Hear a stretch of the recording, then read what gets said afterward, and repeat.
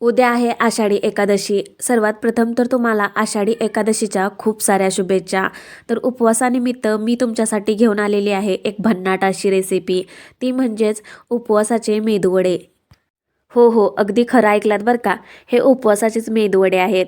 आणि रोजच्या नाश्त्याचा जर पदार्थ उपवासाच्या दिवशी भेटला ना, तर मग काय कमालच ना.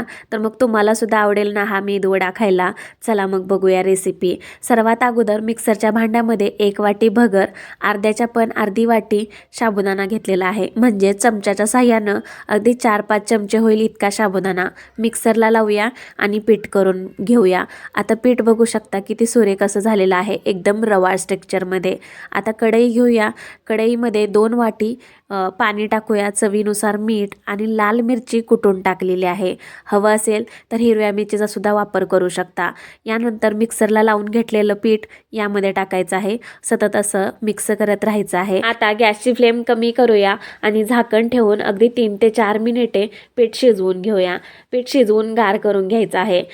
यानंतर यामध्ये टाकूया अगदी उकडलेले 2 बटाटे. ते पण किसणीच्या साह्यानं असं किसून टाकत आहे. त्याचबरोबर लगेचच टाकूया 3 ते 4 चम्मच होईल इतकं शेंगदाण्याचं कूट. चिमूटभर मीठ टाकूया, कारण मिश्रण शिजवते वेळेसच अगोदरच मिठाचा वापर केलेला होता. त्यामुळं अगदी मीठ आहे ना चाखून बघूनच टाका. आता मिश्रण मात्र मळून घेऊया. मस्त असं पिठाचा गोळा मळून झालेला आहे. आता घेऊया लगेचच मेदूवडे बनवायला.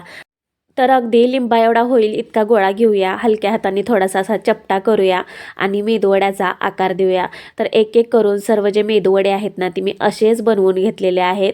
आणि एका साईडला तेलसुद्धा गरम करायला ठेवलेलं आहे.